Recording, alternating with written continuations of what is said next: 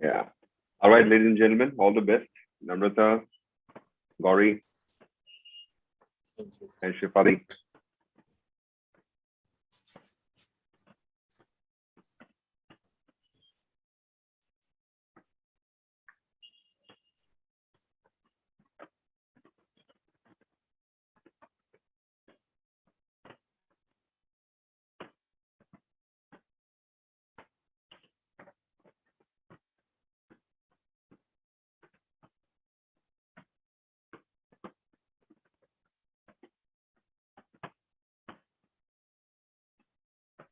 So maybe you can start. All right. Good evening, everyone, and welcome to this fantastic, energizing, and exciting session that we have this evening.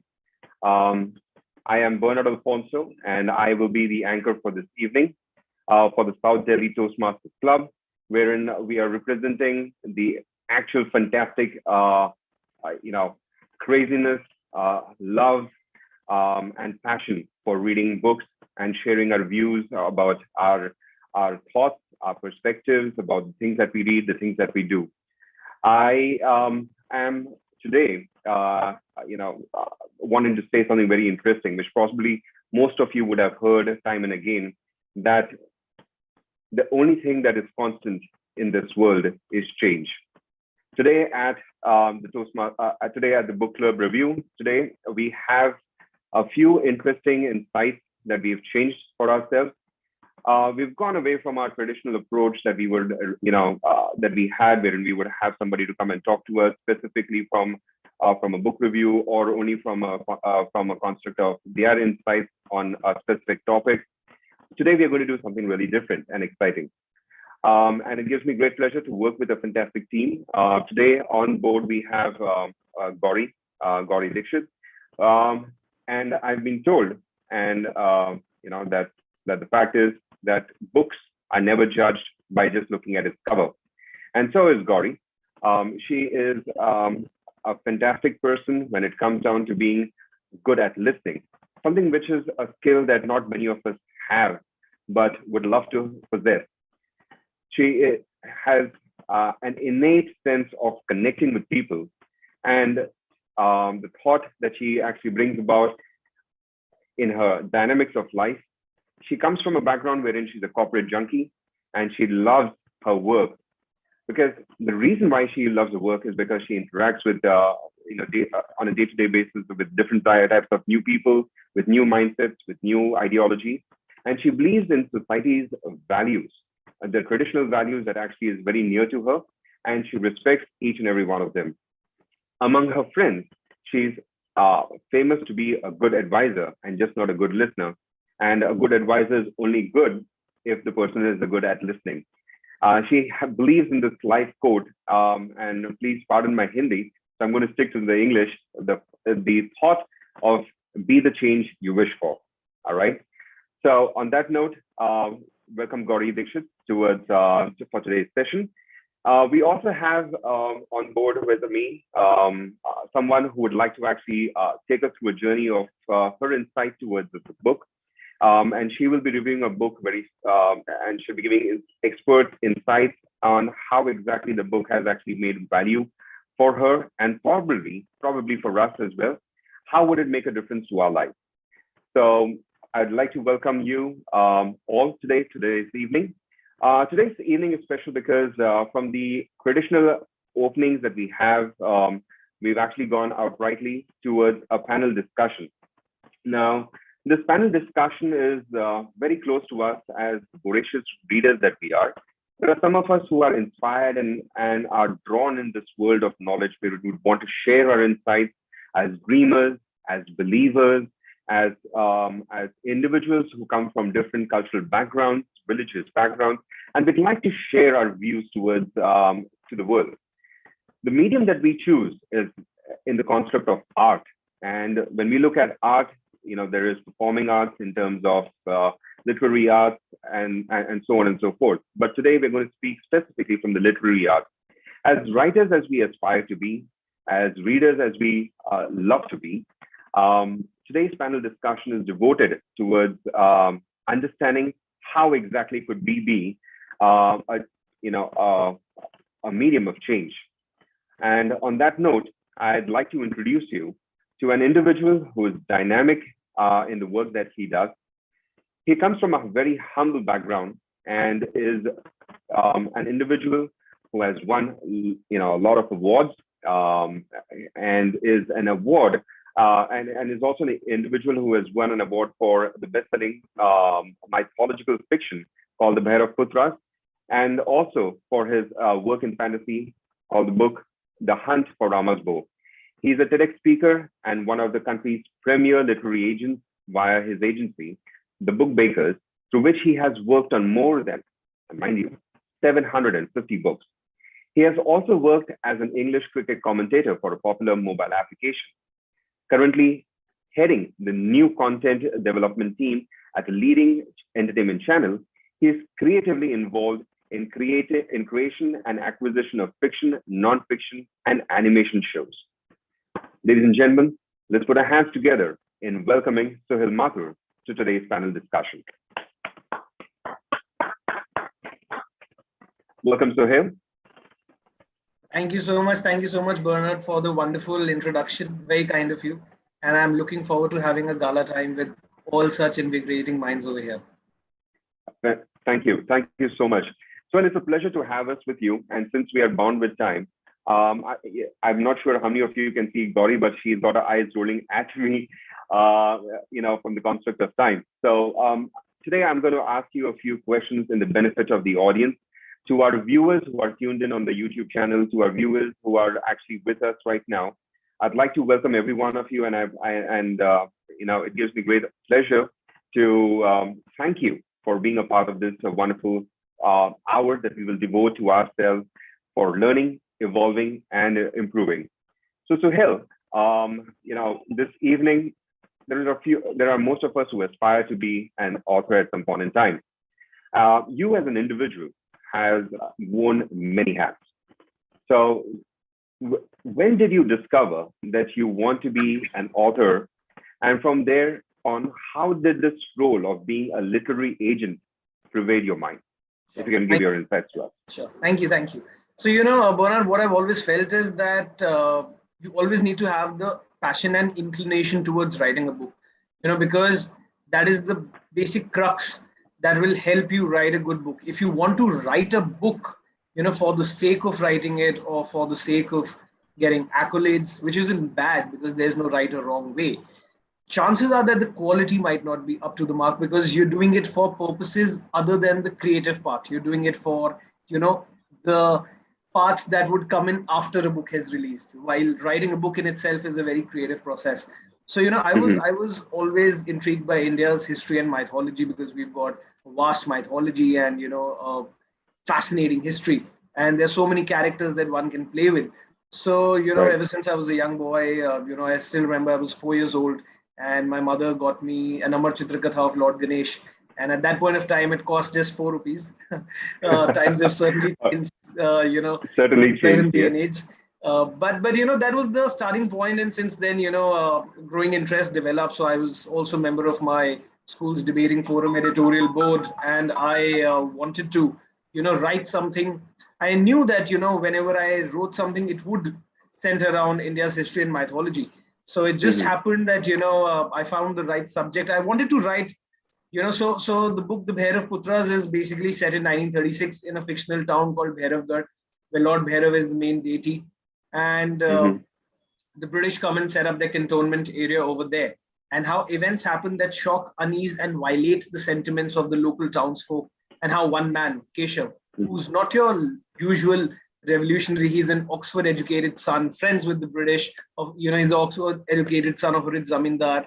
He really gets to know that whatever's happening is not right, and he plans the unthinkable, a revolution not just through force and might, but also through wit and intellect. And there is a parallel track of a long forgotten book written during the times of Emperor Ashok that has answers to the secrets of the present day and age. So how both the tracks converge was what the book was about. And fortunately, the book did very well. It was, if I'm not mistaken, 76 weeks on Amazon's Wow. bestseller list. Wow. So because the book did well, I was invited for a lot of literary festivals, and over there I realized that there were so many young authors, debuting authors, who were not getting an opportunity or were not getting an absolutely correct platform. Because at that point of time, what was happening was that the only first timers or the only debut authors were the ones who were successful in their respective field and were now writing a book. So a politician writing a book or a cricketer writing a book, whereas Right. as far as the usual authors are concerned, they were going for more established names. And I thought that is something that needed a change, because as far as talent in India is concerned, there is never a dearth of it. So Right. the whole idea was to give young authors, first time authors, an opportunity. I'm happy that we've been able to do so. As you very kindly mentioned, 750 authors over the past 7 to 8 years. Our oldest author has been a 13-year-old girl, and our youngest debuting author has been a 90-year-old gentleman. So it's been a fascinating journey, and it really gives me so much happiness to be on this podium. In fact, it's a wonderful day to Right. be part of this, because Shefali Arora, who's our author and been a very integral part of this happening, today Right. her book was listed as the #1 bestseller on Amazon. So her latest book, Their Dream Travel. So I think we could not have asked for a more opportune day and opportune moment for this success. So heartiest congratulations to her, and thank you so much for having me over as well. Thank you, Suhail. So yes, Shefali, congratulations to you. And Suhail just just mentioned about the fact that today she is. For all our viewers who are looking at us today, Shefali Arora is one who's actually been featured on as the #1 bestseller book. Please do give it a look. And as Suhail's journey of discovery and evolution began from some 7, 8 years ago, and the journey for some of us, are still yet to begin. There are some of us who are who have written a book, and there are some like me who aspire to write a book at some point in time. We'd like to know from you, like, what are the services that are offered by publishers? We are often misguided, or we have a preconceived notion towards our publishers. I would like to know what exactly are the services that are offered to make us IP. Sure. So what I'll do is, I'll tell you what are the services that the Book Bakers Literary Agency provides, because those are a little more in terms of what a publisher provides, because a publisher can obviously do only as many things as they can, but because a literary agent always gets onto the scene earlier than a publisher comes on to, right? So Okay. there is always something more that we can add. So I'll answer your question first. With respect to a publisher, the core function of a publisher is to bring out a good quality book, to have a good print quality, to have fair terms in their agreement, which is of course a part that we also look into, and at the same time have reasonable marketing and distribution. Marketing these days has become a very even field as far as the author-publisher relationship goes. So a publisher's marketing is basically their distribution. So where are they making their book available? Are they making it available on Amazon or Flipkart or in a store? And the author's marketing has become how they actually convert, the book into a sale from where it's available. So it's a more concentrated effort nowadays. With respect to what we do, so our core function, of course, is as a literary agency where we help authors get a publishing contract. That apart, the other things that we do would be, we do editing for books, editing and proofreading for books before we send it out to publishers, so that the chances of a book to become, to get a good publisher increase. At the same time, we also design covers. We've been designing covers for all the major publishers at different points of time, right from Penguin to Harper to Ohm to Bloomsbury. There's several of those. Trailers is something that I'm very excited about. So, book trailers is a domain that hasn't really been explored too much. because the organic book trailers used to cost a bomb. They used to cost over ₹1,00,000 and all those kind of things. So I wanted to change that. And fortunately, we've been able to do so. I think in the last year itself, we would have worked on 40, 45 trailers. Wow. Some of those trailers, and I'm very happy to mention, have actually found interest with the film producers on the basis of the trailers that we made. Because, you also need to understand that film producers or web series producers don't really have the time to read the entire, script. But if you send them a 2-minute, trailer or a 1-minute trailer, giving them the concept, then they know what they're looking for, and, the interest increases. So we've been able to do that as well. And the latest inclusion in our, catalog would be marketing. And there's a very interesting story how that came about, because working with so many authors, whenever an author's book released, they used to always ask me, how can we market? How can we promote the book? And I used to always connect them with someone or two people I knew. But, as the numbers grew and as the queries grew, I thought that it should be something that we should look into, because there is a faith relationship that we have with the author. And, if we could help them out. So what we've actually done is that we've connected with multiple people in the field, more than 13 to 15 people. And what we've done is that we have created a list of 50 plus marketing deliverables, which we can use pre-marketing, post-marketing, and that's available not only to authors represented by us, but otherwise also. But what that does, Bernard, is that, there would be a lot of things that a lot of these players would be doing on similar lines. What that helps us understand is that if there are 13 people doing the similar thing, which deliverable out of those 13 is giving it at the best price and is giving you the best value for your buck. So that is something that we add to the table. And of course, since we are looking at it on, a large scale basis with these people, so the rates that we get are in bulk, so it always works out cheaper for the author than if they were to go standalone to a certain person and get that done. So everything from pre to post publishing, gets included under this. And yes, I'm happy that so many people have been able to take, the right benefit out of it. Right. So there's a plethora of things that you've actually made it available for us as aspiring writers, authors.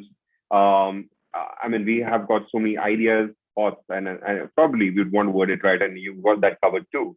You've also got a marketing covered as well. That gives us an opportunity to actually move into both digital space, traditional views as well. So, Sandhya, I'm sure our listeners are enjoying this movement, and also taking up your services and insights. In general, as a novice myself, okay, most of us who aspire to be authors, and we often ask this, okay, so what does it take, to get your manuscript accepted by a reputed publisher? And how would you actually look at it from not just from a publisher perspective, but predominantly from a novice, a person who has actually written maybe a couple of books, or to somebody who is as seasoned as you? Interesting. So see, I'll start off with the second question first, because that chronologically comes first.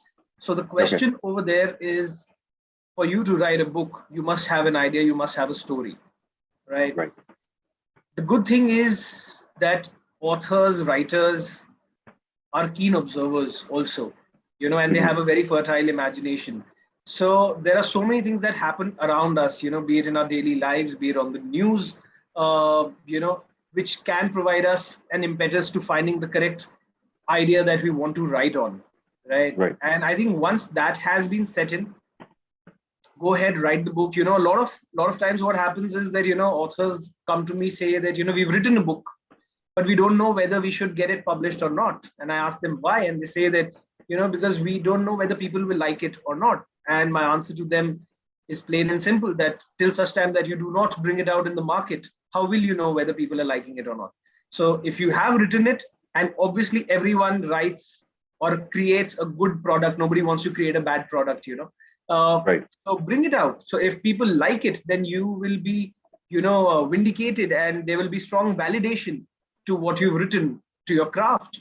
And if in case the responses are not favorable, then take it as a learning experience. Learn what you can from it. Because see, Bernard, I always say that any medium of creativity, be it a book, be it a song, be it a movie, will never have 100% acceptance or 100% rejection. True.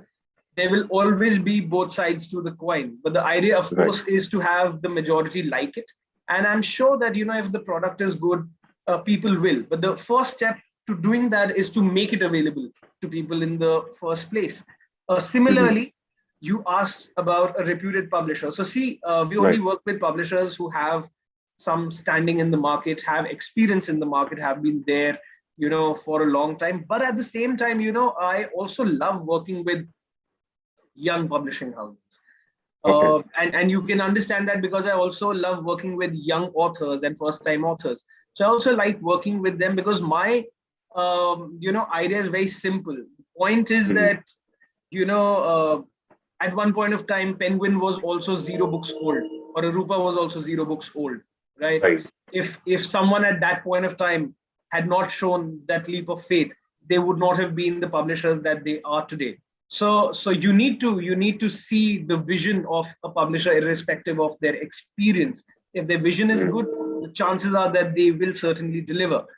But as I said, most of our publishers are experienced, and there's always this question that people ask that, will the top 5 take up my book or the top 10 take up my book? And my question to the authors right then and there is that, who are these top 5 or who are these top 10? Because it differs from person to person, right? And the answer, plain and simple, is that the best publisher for your book is the one who believes in your book. If you are wanting A publisher and the A publisher has rejected your book, but B publisher has said that they want to publish it, B is the best publisher because he's believing in your vision. He's putting his money behind your craft, your story. So he's the best guy for the job, So that is what needs to be understood. And I think once the interests are aligned, then the project obviously comes out much better. So because it's very simple. Whenever you ask a publisher, any publisher, what they're looking for in a script, they're looking for 3 things: a good story, written well, and a story that can sell well. So if every publisher is looking for the same 3 things, then a script should either be accepted by all publishers or should be rejected by all publishers because they are going by the same yardstick. Correct? But that doesn't happen because individual tastes and preferences also come into play. Every publisher has a different business strategy, business plan for that particular year. So those come into play. Of course, we are well aware of those because we are in direct contact with them. So that is where we help, authors, and we can bring something favorable out, for them and them. All right.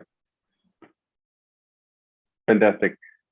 Well, that was quite intriguing and at the same time quite enlightening as well. So the mindset that you actually expressed from a publisher's perspective, and what as we as as individuals who are aspiring to actually be there as a professional author or writer, some pretty interesting insights out there. And I really appreciate you actually going out of the way and explaining about those 3 pointers, that how actually publishers would look and what should be the perspective to it. Thank you so much, Suhail. There is a good amount of learning, I'm sure. There are some exciting people who are putting up on chat as well, letting me know that they're having a good time. So, Suhail, thank you so much. We're looking out for a few more. We have time in our hands. So there is a couple of more questions that I had for you. Please. And considering that now we are evolving, and as a country, specifically, we were not too aligned to the digital world, except for the fact of sitting back and chatting, or being on Facebook and so on and so forth. Now, when we look at our digital platform, wherein we have bloggers, we have people who are also aligned to writing it, and selling our inputs on a digital platform. So, what would you think, or what would be your views in terms of pros and cons towards self-publishing versus an online publishing kind of construct? So see, the point with self-publishing is that I'm not a big fan of self-publishing, purely because it demerits the work that an author has put in.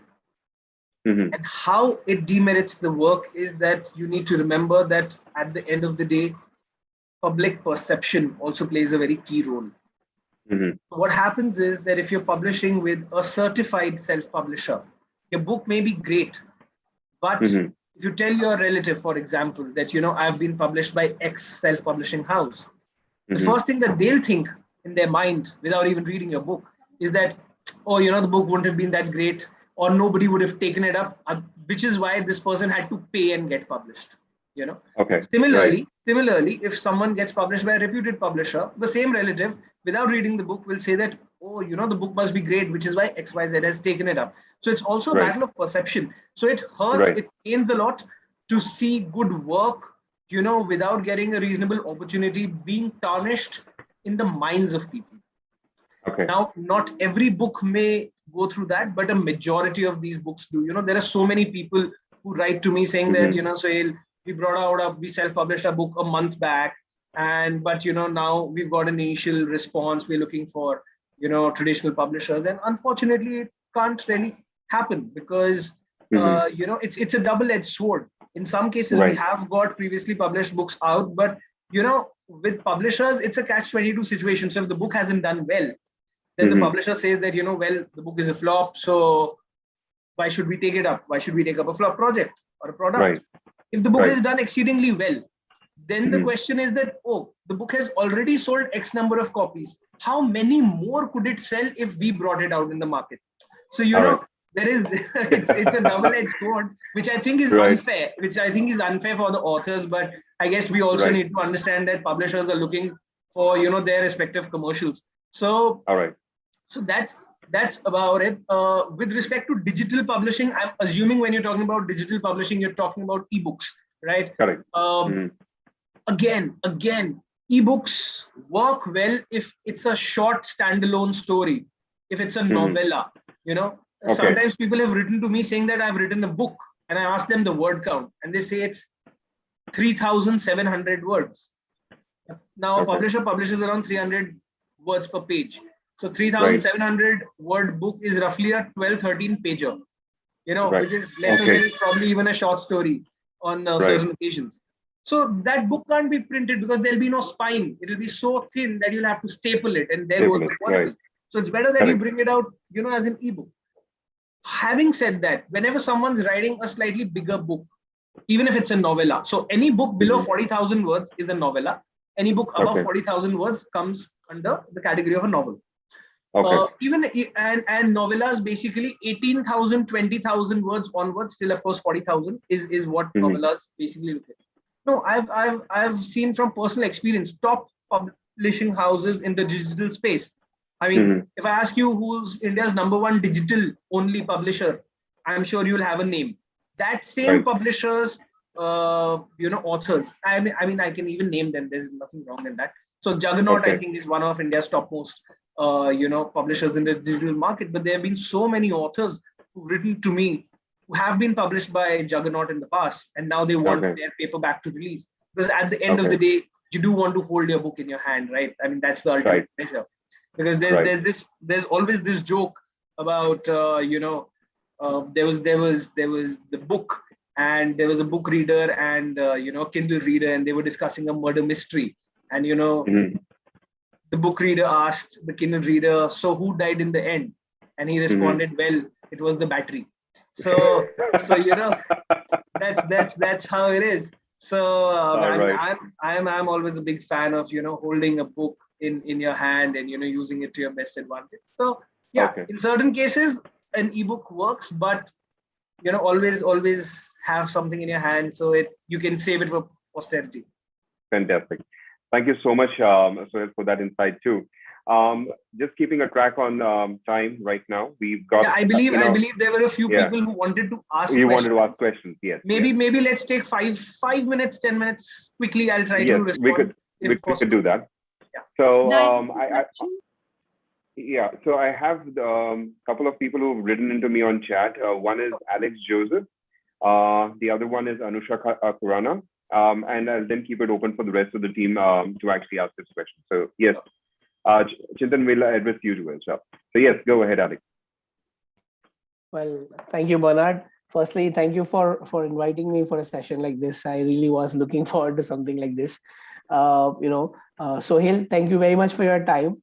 And I'm saying thank you for your time before asking you the question is because I'm sure at the end I would not have the opportunity.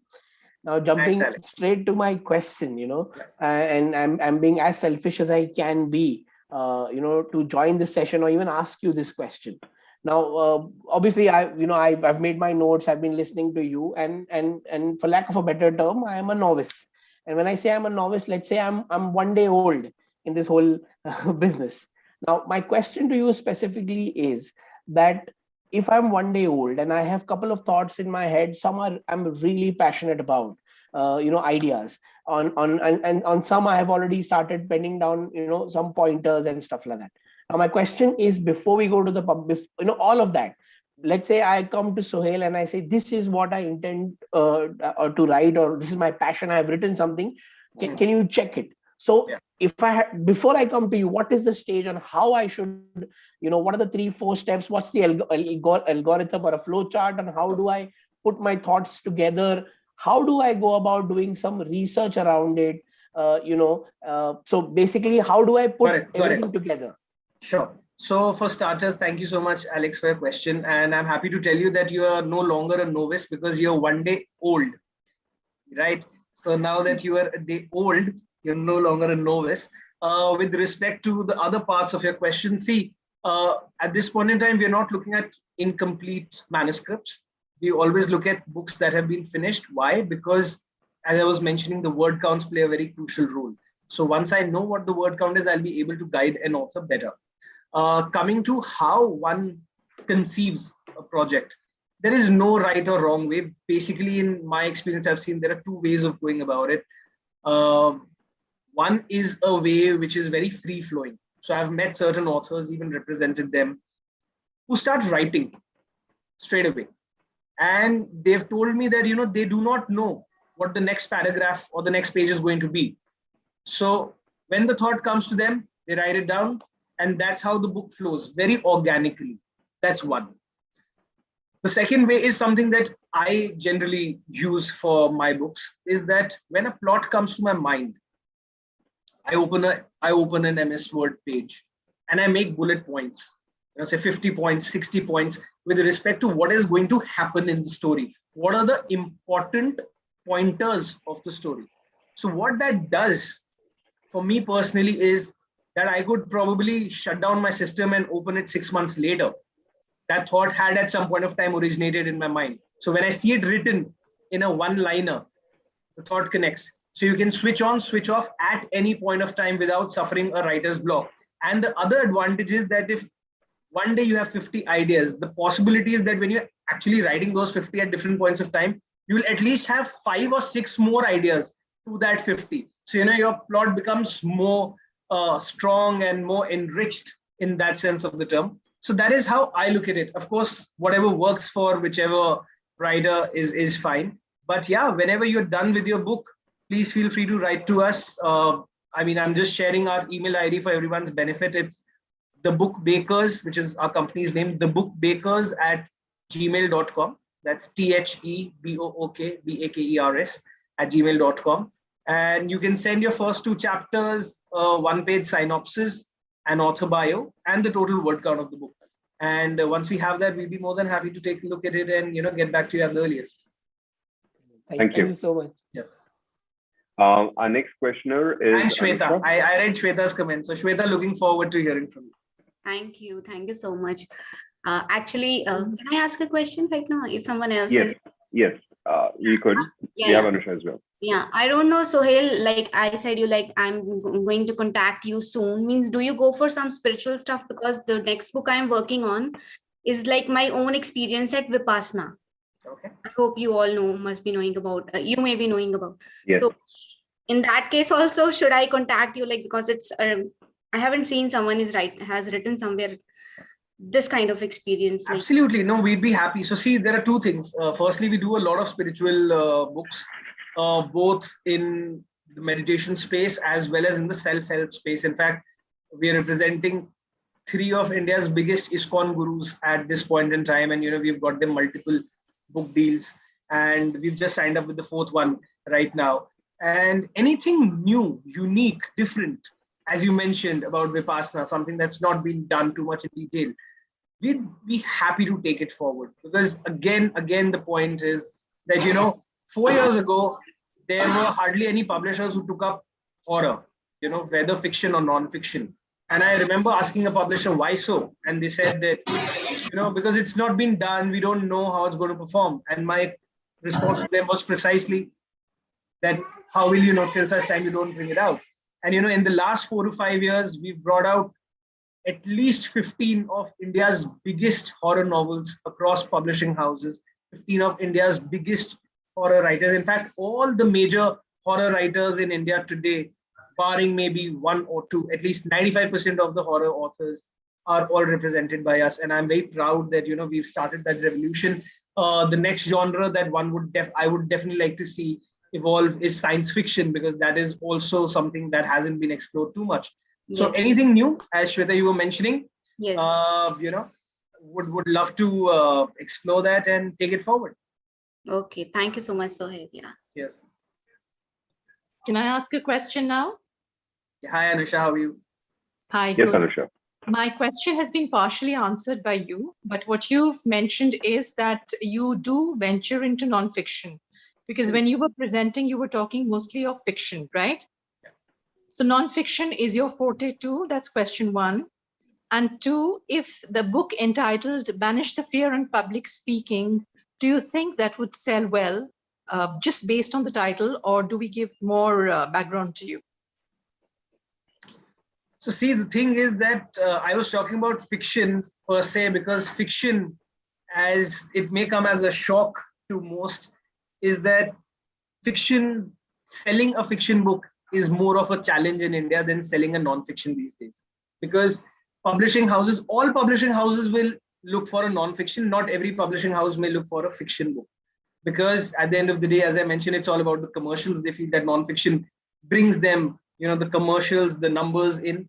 So, but I love taking up fiction because, I personally feel that, 50% is the story and 50% is the writing.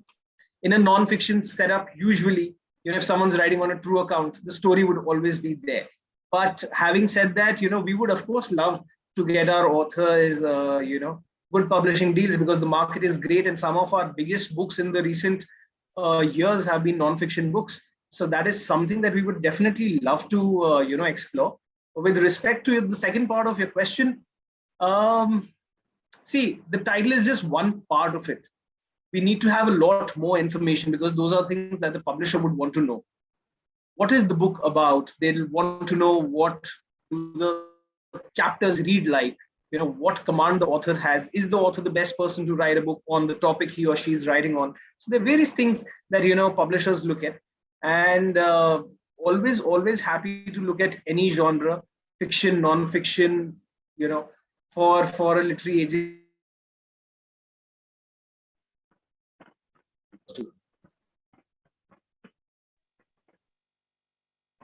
I lost you. Yeah, I think the network just dwindled. Suhail, if you could, Are you able to hear me now? sentence. Are you able to hear me Yeah, now? we could now. Yes. So till where did you hear? So you hear, I heard all genres work well for you. Yeah, so all genres work well for us. And, as I was saying, that for a literary agent, one needs to treat all the books equally. So we'd be happy to look at your submission and take things forward from there, because non-fiction is something that's selling really well. Okay, thank you so much. Thank you. I think we have a minute more for an last question as well. So Chintan, I thought you had a question too for us. Yeah, so thank you very much, Suhail, for giving such insights. But my question is in line with the Alex question, that before coming to you, because I saw the poster and it says that the theme is about publishing. So as a writer, what resources can I use to put the ideas in an effective way to come up with the draft, which I can show you and you help me further from that point. So can you share the initial steps which are helpful for authors or an aspiring authors? That would be great. Thank you. Sure. Thanks, Chintan, for your question. So, Chintan, see, I'll come to the point where we can help. So, where we can help, at least for the first book, is when you've already come to us with a product, and where we can help you out is with the editing or the proofreading if required. Because what happens is that many times what happens, authors go to literary agents and they just shut them down, and as a result, a lot of them get demoralized. But I don't think that's the idea. That's something that should be followed, because the idea is always to nurture talent and not torture talent. So the point is that if there is something that has been written, try and look out for ways how it can be brought to its optimum, and then take it forward from there. Once we already have an existing equation relationship, we come up with a lot of ideas, discuss a lot of, in fact, we were discussing about Shefali's book. Shefali and I also had a lot of discussions what kind of a book we should do. And there were 5 publishing houses who showed an interest in her book. So that's something that we can do beforehand. And commissioning projects is also something that we look at, which means that even before you finish writing a book, usually in the non-fiction space, it can find a publisher. With respect to your question, I believe I've answered it to a certain extent when I was responding to Alex. Other than that, the point is that it's a very creative field. So I'm of the opinion that creativity is something that is inborn, so to say. Of course, it can be learned by reading more and attending a few courses. But I think the idea has to come from the author, and which is why I would suggest that whenever anyone is writing a book, when I wrote my book, I didn't write a historical or a mythological fiction because it was selling well. I wrote it because that was the thing that I loved the most. It just so happened that the timing was right when the market was very fertile for it. The point is that whatever genre you choose, make sure that it comes organically and naturally to you, because when it does, it will show in the final result. Because if it's written for purposes other than its intended use, it gets easily known. I'll give you an example. I was reading a book, it was a mythological fantasy. The first page of it said 326 BC, Lord Ram and Ravan were engaged in combat. Now, 326 BC was when Chandragupta Maurya was there in India. So what the author had done was that he had made Lord Ram, Ravan contemporaries of Chandragupta Maurya. So, that is not only bad writing, that's also bad editing. And it just shows that, a product has been put together to, serve commercial purposes. But which is why I say that, if you write something good, it will in any case become a success. So write something that comes naturally to your mind. And once it's ready, we'd be more than happy to help you out. Fantastic. Thank you, Suhail, for that insight. I hope we've answered the query. Gauri, just a quick question for you. Can I have 1 more minute for a Q&A? There's one last person. I see Arushi wants to ask a question. Do we have a minute for this question? But then you can go ahead. We are already running out of time, by the way. Okay. But yeah. All right. Okay.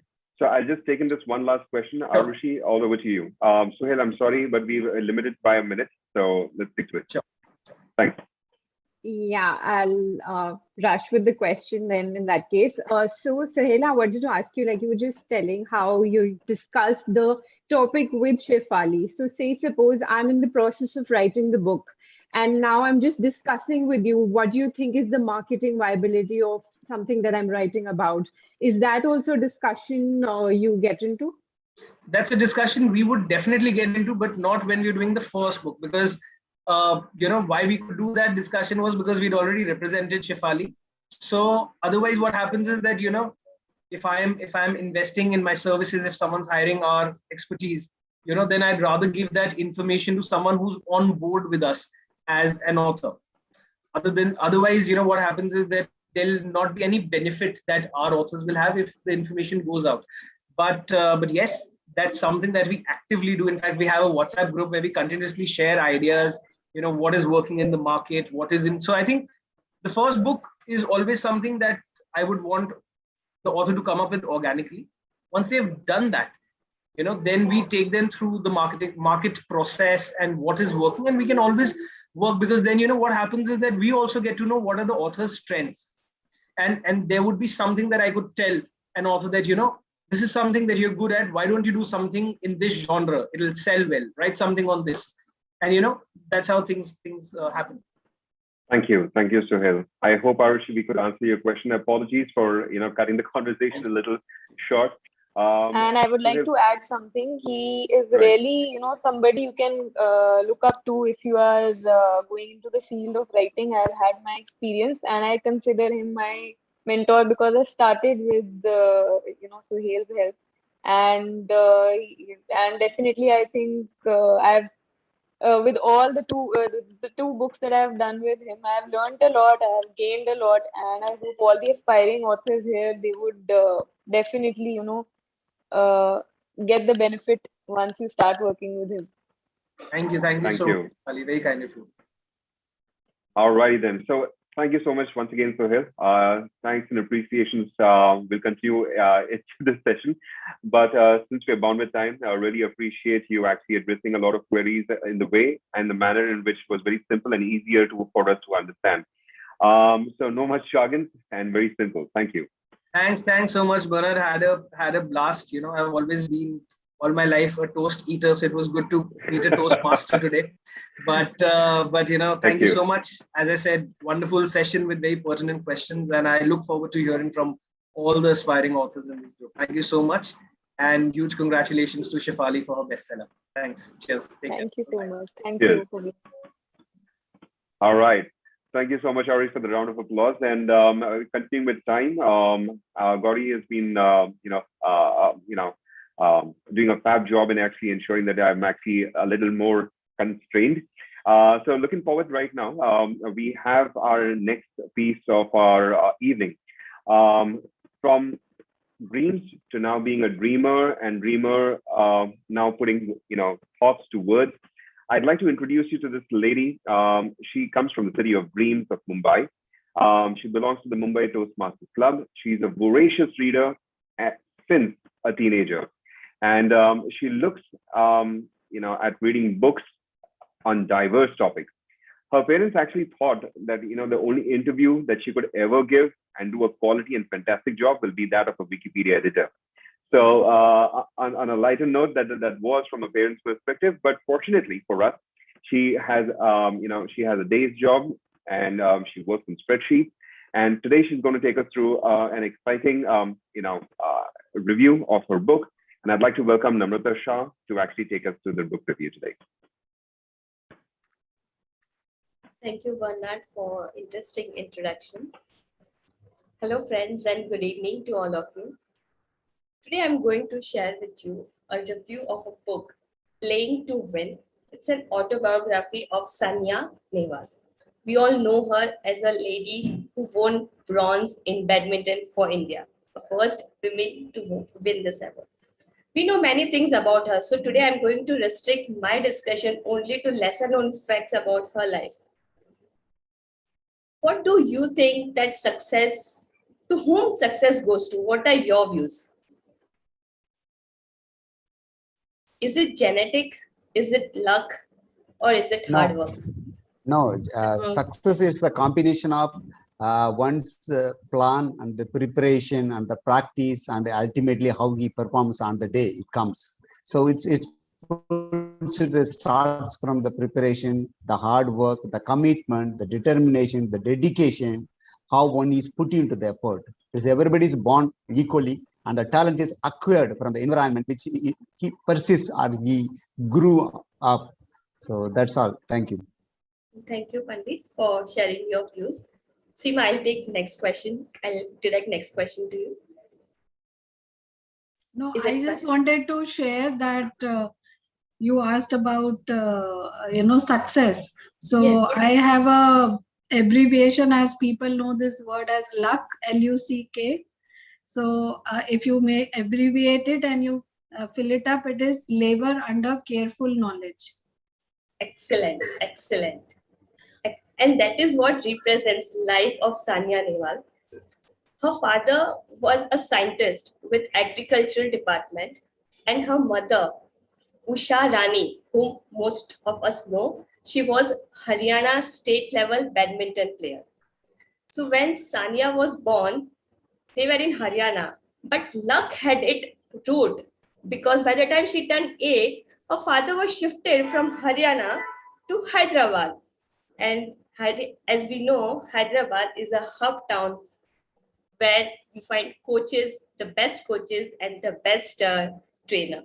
So during this one summer, when she was in class, when she was barely in class 3 or 4, her parents took her to summer camp. And in that summer camp, she got introduced to the world of badminton.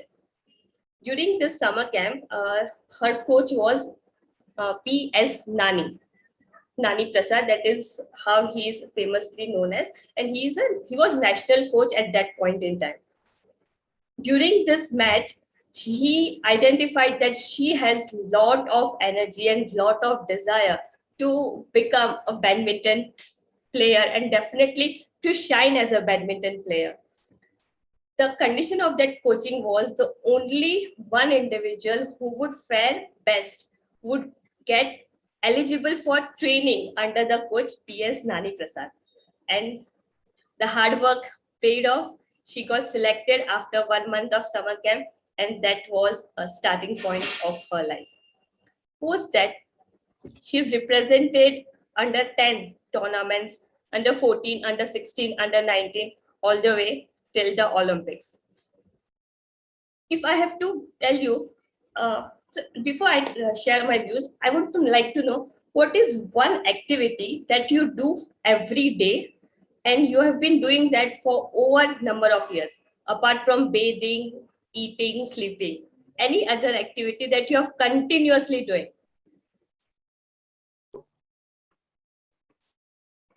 That's a tricky question for all of us, Namrata. Working. If you are working in organizations, so doing the work, that's the one thing. And the activities, if we take it, we can say some listening the music, or reading or watching TV. These are the things we do continuously each and every day. Okay. Learning, you can say learning, we learn continuously. Yes, this is interesting. Scrolling through social media in between our work. Yes, that is becoming one of the key activities these days. Just to give you a highlight of a life of a badminton player, Anya, at the age of 9 years, she started her training. She used to get up at 4:30 a.m. Then her father would take her to a training academy, which was that point in time Lal Bahadur Shastri Stadium in Hyderabad. She would train for 4 hours. Then she would come back, go to school during the days when she had to go to school. Noon, again 4 hours, she would go to Lal Bahadur Shastri Stadium for training, post which she would be back home and do her tuitions or homework. And do you know for how long she did this training before that one single bronze medal was dedicated by her to a country? It was more than 12 years.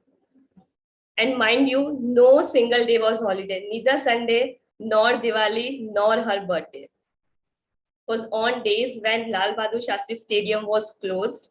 Her parents would take her to another stadium, and they had taken membership of other stadium to ensure that there is no break in routine. And this is the cost of success, if I could put it. Her life took another turn after she won national champion, and that was the time when P. Gopichan was assigned as a national coach. Till that time, the Gopichan Academy was not in place because that was still under construction, and she got training under Gopichan, and that was the time she realized that how different is contesting or playing for tournament in India and going to an international level. One unique thing that I would like to share, that Sania says Gopichan is like a Buddha-like coach. And when she started training, she trained with a clear goal that she wants to become world's top badminton player. And they achieved this target in a period of 6 years. From being a national coach to world's number 2 in a period of 6 years. Apart from like the normal every time routine training. But if you have to continuously contest at international level, you need to have those rankings, international rankings. And for that, each player is expected to participate in few open tournaments, international tournaments. So I was very excited to read about her annual itinerary, which says in Jan, she would attend Malaysia Super Series, Korea Premium Super Series. In Feb, it's Uber Cup. In March, All England Badminton Championship. In June, Indonesia Super Series, Singapore Super Series, and Thailand Gold Super Series. In August, it's Denmark Super Series. September, Super Series in China. October, again Chinese Super Series. November, Hong Kong Super Series. And this 8 Super Series, she participated for 6 years to reach the ranking of second player across the globe. Before I go to our next point, I would like to ask all of you, do you feel like once they become a celebrity, they become star, is it easy? Like if tomorrow even you decide that I would put in this level of hard work, I get right coaches and I would become star. And do you think from being a life of a badminton player where you're only on court to become a media person, how does it feel? Yes, we all desire, but you know, there are a lot of different techniques involved when you become a media player. And something that she shares, which is really interesting and great insight for all of us. There was a gap of 2 days. One day she won International Open Championship, and next day she had to go and attend other series where she could not win. So on day one, let's call it Monday, the media portrayed her like a superstar, like the best person in India. And next day, they brought her down to a level of a new badminton player. And that time she says, media can make anybody a superstar or a road star, and that is all in the hands of media. That was her first brush with media. And later she learned that even though she was enjoying the celebrity status glory that media was showering on her, but she knew that point in time that her journey was only limited to number of matches that she would play. The day she stopped playing matches, the media would stop giving her endorsement or start writing about her. And we've seen towards the end, media started comparing her with new players. And this book is written in 2012, just after she won bronze for the country. So it does not have any other later aspect of her life, but she has one message for the society where she says that parents should start enrolling their kids in school as early as possible, probably at the age of 5 to 8. So they realize what is the potential of a child. Because beyond that, you can always take up any professional degree once you have completed your sports career. And if you ask her, how does she looks at herself? She says, I am not the most talented player in the country. I made it up by hard work, commitment, and focus. And she gives credit of all her success to her coaches and her parents, because it is a combination of all this aspect that made her a badminton player and a star for the country. With this, I conclude my book review. Thank you.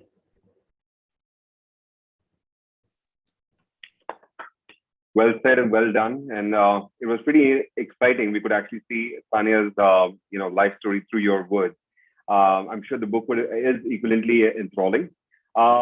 Just pressed with time, so that I'd like to introduce you to another segment of or the last segment for this evening.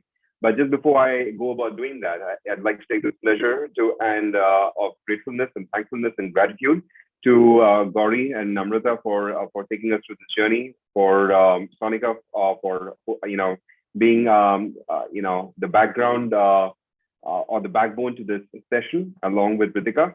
I'd like now of Shefali, our author for the day, and specifically the Dare Travel sorry, I missed out on the name of the book. But yes, I'd like to actually open the session for you, Shefali, to take over. Thank you. Thank you so much. And I hope you had a great session. And now in the coming weeks, you are going to meet, because I will tell you a little about Dare Dream Travel, the book that we were talking about. So it's a compilation of stories of 15 women travelers who have faced a lot of challenges, who travel independently, who have got the zeal to explore the world on their own, and what kind of ordeals they face. Their stories, they would enthrall you. Their journeys, you will feel you are, going along with them on their journey, and dealing with the problems and the restrictions and the challenges they face. And you will get a lot of insights and takeaways from these women travelers, I'm sure. So in the coming weeks, you're going to meet, a few of the travelers of Dare Dream Travel, who will talk about different things when it comes to travel, because I know travel is something that is very close to our heart. And next week, we are going to have two keynote speakers. One of them is here with us. The other I'm going to introduce, and then I'll hand over to Ritika, who is one of the contributors and travelers in this book. So we'll be having Anita Bhaskar Jani and Ritika Oja as the next week's keynote speakers. So Anita Bhaskar Jani is a history lecturer based in Bangalore, and she has traveled more than 25 countries and explored around 65 cities in the world. Besides enjoying learning about disparate cultures, she finds pleasure in making friends while traveling. She feels travel has made her very confident, and now many people seek her advice before planning an itinerary. She feels happy to help them. Travel has transformed her into a completely different person than she was 30 years ago. So you'll get to meet her, you'll get to know about her story. And I will now hand over, before I hand over to Ritika, who is also the second keynote speaker, I would all request you to open Amazon, go to Dare Dream Travel. It's free on Kindle for today and tomorrow. And please go ahead and read the journeys of these travelers. They are truly amazing, and you will feel the adrenaline rush, I am sure. So Ritika, I'll hand over to you. You can introduce yourself. Thanks, Shefali. Sorry, I haven't switched on my video because I'm still, in the middle of, shifting houses. So it's kind of, everything is kind of like scattered around, just like my travel plans as of now. So no worries, Ritika. Yeah, so before I begin, unfortunately, I still haven't got my hands on the book because I live out of India. So I'm trying to actually get someone especially my family, to send over the book. So far I've only read my chapter or my portion of the book, but the others I'm still kind of waiting to go through it and kind of get a deeper insight, from my fellow travelers. So coming along, just quickly, I'll tell you that I've been living in Singapore for almost 13 to 14 years now. And traveling was something that has been very close to my heart, because this is something that I picked up from my father. He was a very prolific traveler, and that is something that I picked up from him.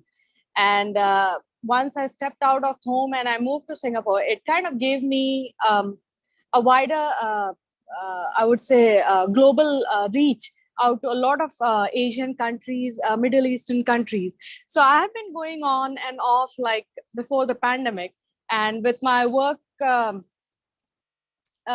think work-life balance is kind of quite important. But other than that, what would I say? I'm really not sure what else should I put in here. Most of my time, if I get 2 or even 3 days off, I generally prefer to pick places which are closer to Singapore, because we have direct access via flights. And then other than that, if I actually get time off, I do tend to read quite a bit. Recently, I picked up back on my hobby of astronomy. So I just recently set up my telescope as well, trying to just check out some of the celestial bodies. Unfortunately, the weather doesn't permit anything right now. So yeah, in short, that's what the life outside of my work actually entails. And a bit of my work, I'm in IT. I'm an IT project manager. So pretty much, yeah, that's what my life kind of brings up. And the biggest change is basically the last major trip I took to India was actually for my wedding. So yeah, so whatever like holidays I could plan was just behind the facade of honeymoon. That's it.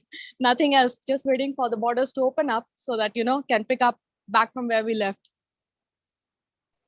So Ritika is a very, she's an avid traveler and she loves taking impromptu trips. So one of her impromptu trip has been captured in the book, and you can read her story before you interact with her next week, and you'll get to know how about her journey and how her solo journeys and how she has overcome all the challenges that she faced on her path. So see you, Ritika, in on next Tuesday, and thank you so much for being here. I'll now hand over to Sonika. Thank you so much, Shefali. Thank you so much. Wow, today's session was awesome. And the people who made it awesome is first, I would say Shefali. This session would not have been possible without Shefali and Abu Shadab. Abu is not here, but it was the brainchild of Abu. And yes, Shefali has done a lot of work in the background this time, as she was and she's the one of the coordinators with us.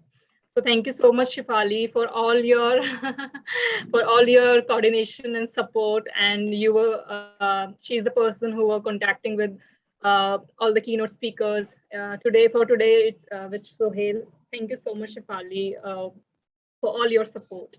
Really, it would You not have have been been possible without guiding you. and it's lovely to be in the back at the back end for a change. Yeah, I forgot to apologize. I can't turn on my camera because of the network issue. Yeah, and next I want to talk about burnout. The job of an anchor is not, for just to keep the flow of the meeting and just to, lead, moderate whole session. It is also to take the decision on the spot when required. And Bernard has done this job beautifully. He has handled the situation on the spot. I mean, yes, we had to make some changes in today's session, seeing the situation, but he has handled it very nicely. Thank you so much, Bernard, for your job, and you really did it. You just did it. Thank fantastic. you. Yeah, you were Thank fantastic you, today. Sadhika. Thank you very much. And thanks to our timer, Gauri, for giving the reminders about the time, and so that we can stick on time. Although we exceeded a few minutes, apologies for that. Yes, Namrata, she has done this role for the first time. Thank you so much. The book review was awesome. And thank you, all of you. Even some people are not here, like Paramjot and Abu, but yes, their contribution was there. And now I request everyone to please turn on your camera so that we can capture a memory of today's session. Do we have a striking pose today, Sonika? I would request Alex. Alex, Gauri, Dinu, Ritika. Oh, Ritika won't be able to turn on her camera. It's okay. Yeah, apologies for that. But next week, definitely I'll make sure everything is set up before I join in. No problem. Okay, so I request Bernard to please give us a signature pose today. The anchor. We go like this.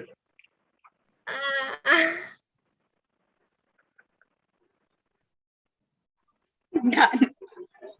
Thank you so much. Thank you everyone for joining, and see you next week on Tuesday, same time. We have two special keynote speakers. One of them is here, Ritika, and we have another one as well. So let's see what's there in their cart, and so see you next time. Have dinners. Bye-bye, everyone. Thank you. Good night. Thank you. Thank you. Thank you, everyone. Bye-bye. See you.